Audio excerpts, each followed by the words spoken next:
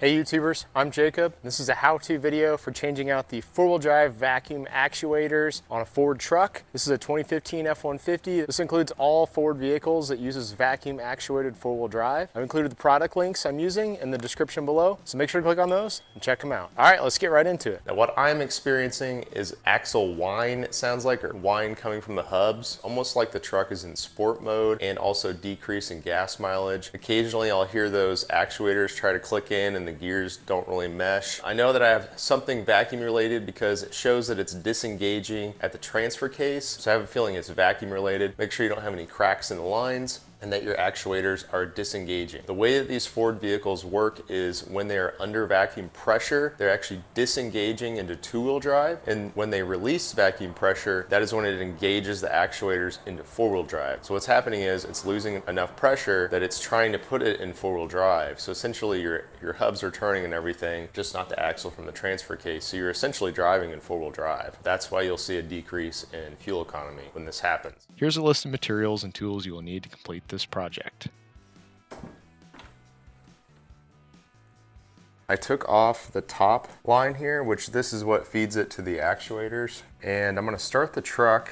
I'll leave it in two-wheel drive and hopefully we'll feel here to see if we're getting vacuum pressure coming off of the solenoid. If we're not getting anything off the solenoid, could be the solenoid. So if we do feel vacuum, we are going to switch it over to four-wheel drive and then see and feel if we're getting vacuum still. If we still get vacuum, then it's the solenoid. If it turns off, it's not the solenoid. And we need to use the vacuum pump to test from here down to the actuators.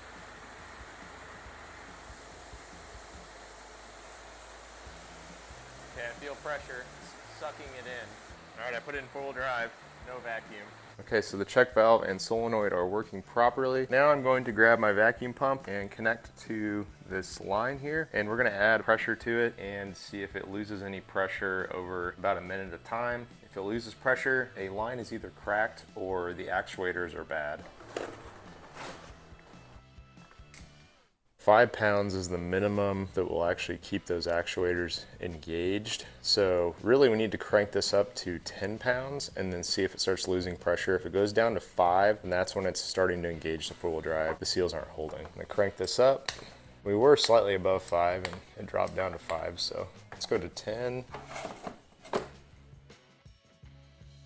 did lose just a little bit of pressure over a minute or two. So I'm gonna check them right at the actuators now.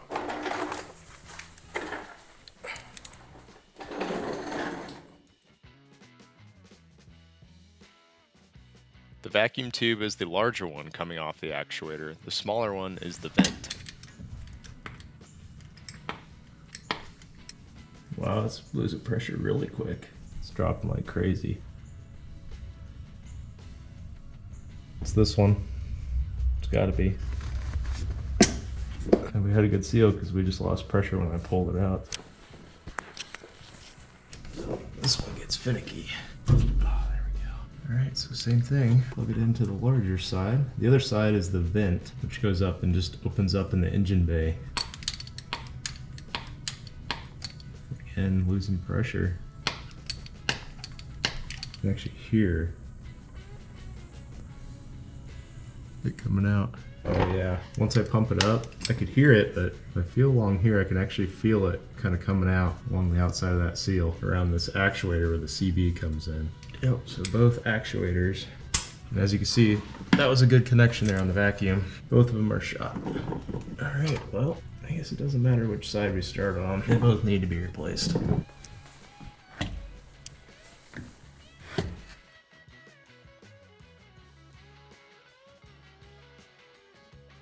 In order to get to the actuators, we've got quite a bit that we've got to take off. I'm going to start off by undoing these two lines here because we're going to need a little bit more slack.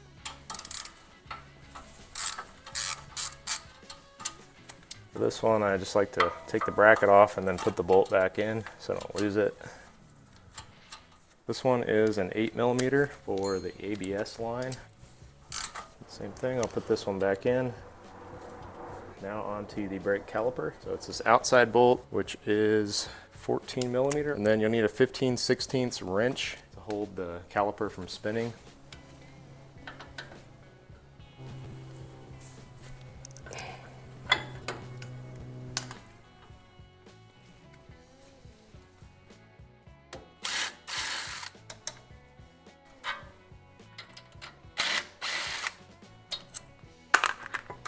If you're having trouble pulling the brake caliper off, open the cap on the brake fluid reservoir and carefully use a large flathead screwdriver or wrench to work the caliper off. Then carefully hang it with a hanger.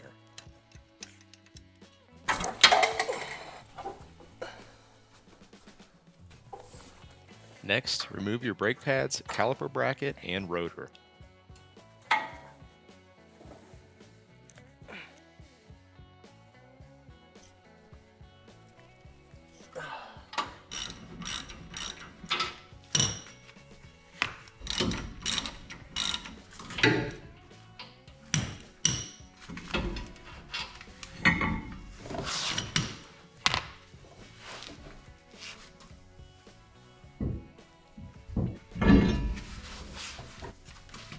To loosen the sway bar here. Much easier going the right way.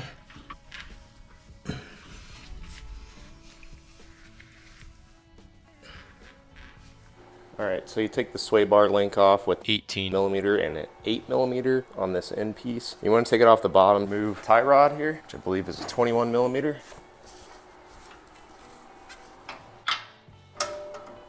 Almost felt loose.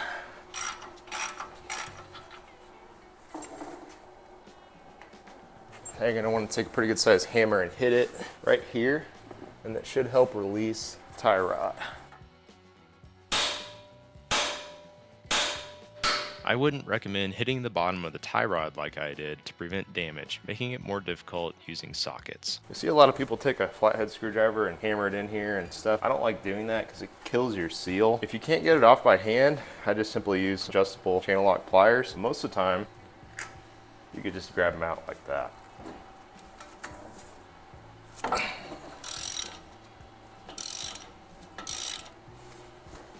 Okay, now the only thing holding all this on other than this ABS line is the upper control arm to the spindle. It's also a good idea to go ahead and undo your ABS line here. That way you're not pulling it and stretching it too hard. It is on the top here, and all you need is an Allen key to remove it. Here is where your ABS connects, but make sure you try and get all this dirt out of here before disconnecting it. We'll undo this one next, and just be careful because it's going to want to start falling away, which is good because we will need to take the CV out of the actuator. Just want to be really careful with it when you do that.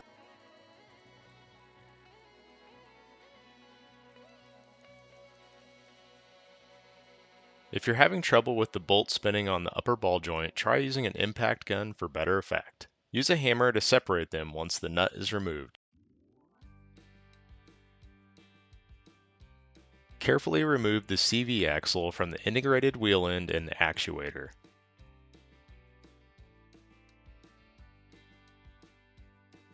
Remove the 3 8mm bolts holding the actuator on, then remove the actuator.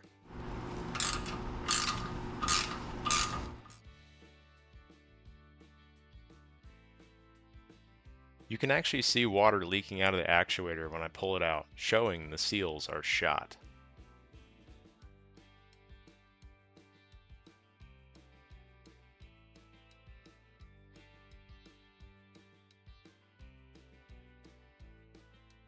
As you can see, this seal is shot. I'm using AMSOIL Blue synthetic water resistant grease on my truck since it sees a lot of off-road use and water crossings. I'm going to clean up the CV and integrated wheel end before greasing it up and installing the new actuator.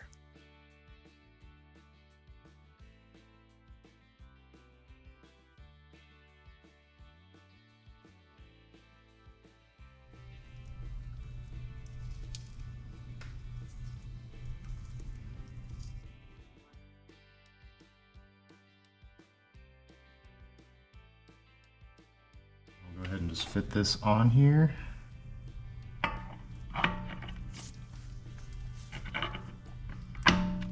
You want to make sure the gears align there. See how I turned it and then it snugged in? That's exactly what you want. Make sure the gears mesh.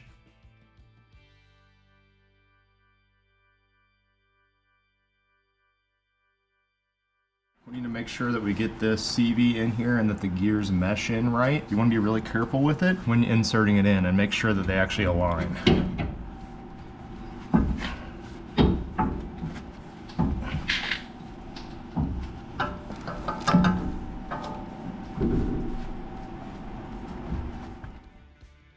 Loosely thread the axle end nut on to hold it in place.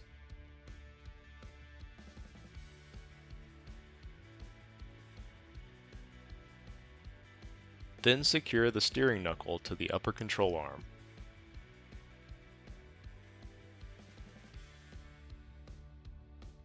Secure the tie rod and then tighten the upper control arm to 50 foot-pounds.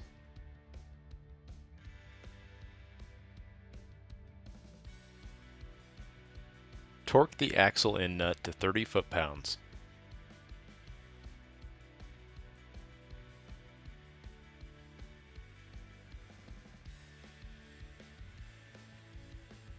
Tighten the tie rod down, then torque to 76 foot-pounds.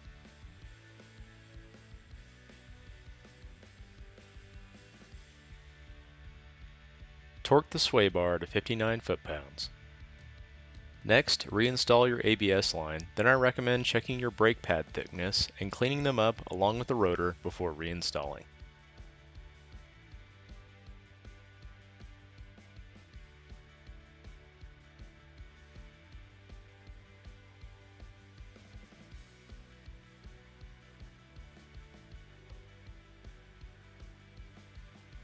Make sure the cap is off the brake fluid reservoir and use a C-clamp to compress the brake calipers before installing.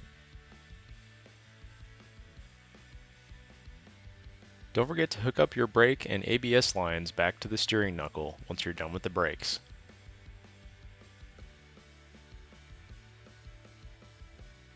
Reinstall the wheel and lugs in a star pattern and torque down once lowered to the ground. Once done, move on to the other side and repeat the process to replace the actuator.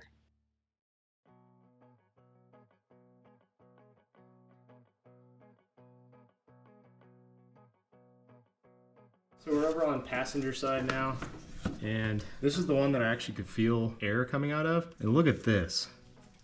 The whole thing is separated in there. So that seal is completely broken off. We'll have to pull the rest of it.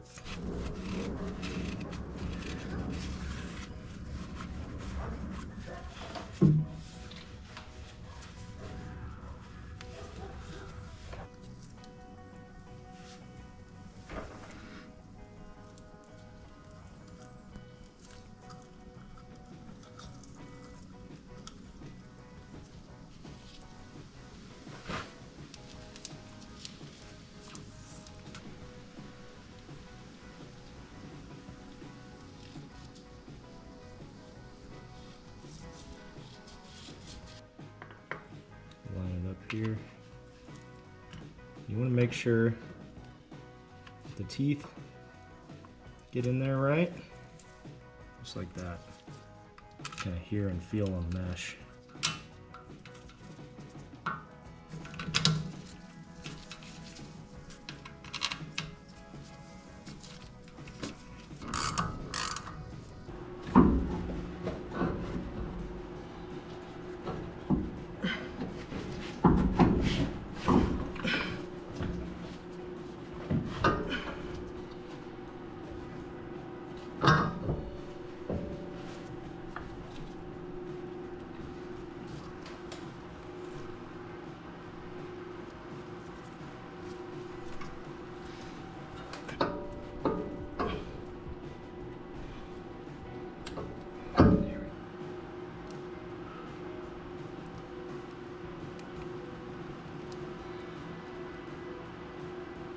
Alright, so there's a little spring-loaded gasket that you want to make sure you don't knock out of place when you get it in there, like I did, and if you do, make sure you replace it correctly. It looks like I'm going to need to touch up the grease some, because most of it ended up on my hands.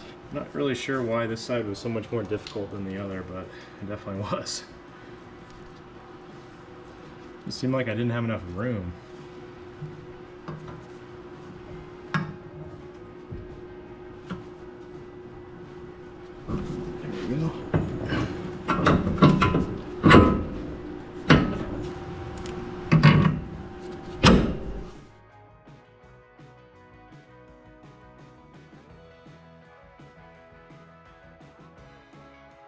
After putting everything back together, test by engaging and disengaging the four-wheel drive and listen for them clicking in and out. Then take it for a test drive. Also, you can test and see if the actuators are holding pressure.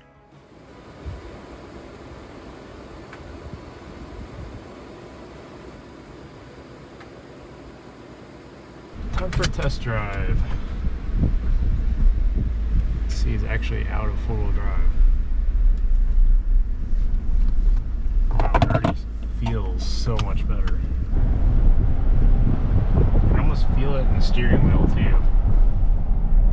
It's not engaged, much smoother turning, much quieter too. I don't hear that big axle whine where it sounds like it's in sport mode. I'm going to engage it in four-wheel drive on some gravel, climbing uphill, and just make sure it actually engages and disengages.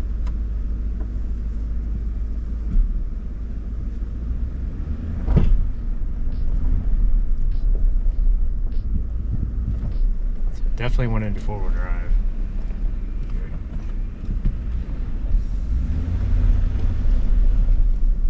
Alright, we're in four-wheel drive. Now let's take it out.